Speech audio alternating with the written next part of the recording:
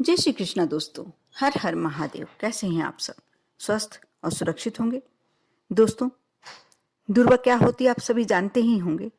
दूर्वा एक खास तरह की घास होती है जिसे किसी भी बगीचे में, गमले में बहुत ही आसानी से उगाया जा सकता है। दूर्वा को दूब भी कहा जाता है, अमृता भी कहा जाता है, अनंता भी कहा जाता है और महोषधि भी कहा जाता है। इतने नाम दूर्वा के क्यों हैं? क्योंकि बहुत ही ज़्यादा हमारे जीवन में महत्वपूर्ण होती। कोई भी मंगल कार्य है जिसमें दूर्वा का प्रयोग ना किया जाता, ऐसा कोई कार्य नहीं होता। मंगलकारी दूर्वा का ईश्वर की साधना, आराधना के दौरान विशेष रूप से प्रयोग किया जाता है। विवाह के समय भी इस मंगलकारी दूर्वा के माध्यम से तेल की रस्म पूरी की जाती है। जो सबसे शुरुआत की रस्म मानी जाती है वही दूर्वा के माध्यम से की जाती है। गणपति की पूजन तो बिना दूर्वा के अधूरी ही मानी जाती है। अमृत के समान फल देने वाली दूर्वा जैसे कोई मंगलकारी पदार्थ हो ही नहीं सकता, क्योंकि ये देवता, मनुष्य, पशु तीनों के ही काम आती है। दूब के आचमन से जहां देवता प्रसन्न होते हैं, वहीं हरी घास का मैदान मनुष्यों को सुकून देने वाला होता है और पशु इसे चारे के रूप में खाकर तृप्त होते हैं। शुभता की प्रतीक दूर्वा का महत्व बहुत ही ज्यादा होता है।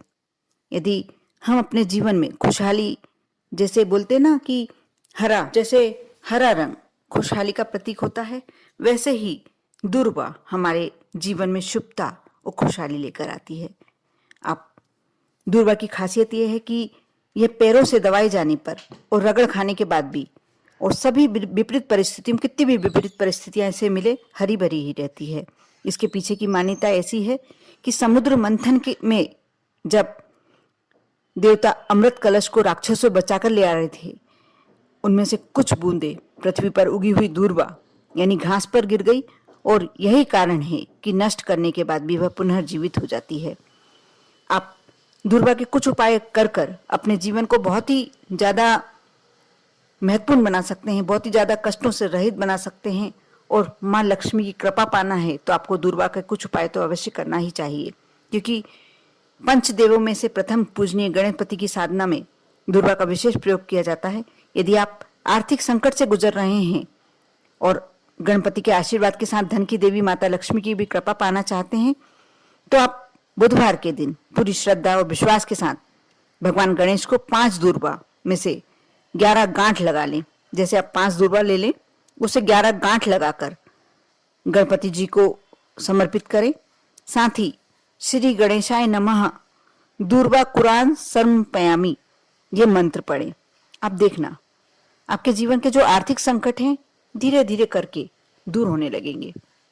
साथ ही आप चाहते हैं कि आपको मान सम्मान मिले, आपके मान सम्मान में आपको कोई कमी होती दिखाई देती है या कोई बहुत बड़ी मनोकामना है जो बहुत समय से अटकी हुई है, तो आप दूर्वा को गाय के दूध में पीस लें और उसका लेप बना लें और उसका तिलक लगाकर आप किसी भी कार्य के लिए निकलेंगे, वह कार्य सफल होगा।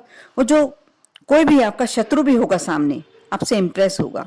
आपसे बातचीत करने में एक तरह से कहते हैं ना कि सम्मान देना, वह आपको मिलने लगेगा। आप करके देखें, बहुत ही सफल उपाय है ये।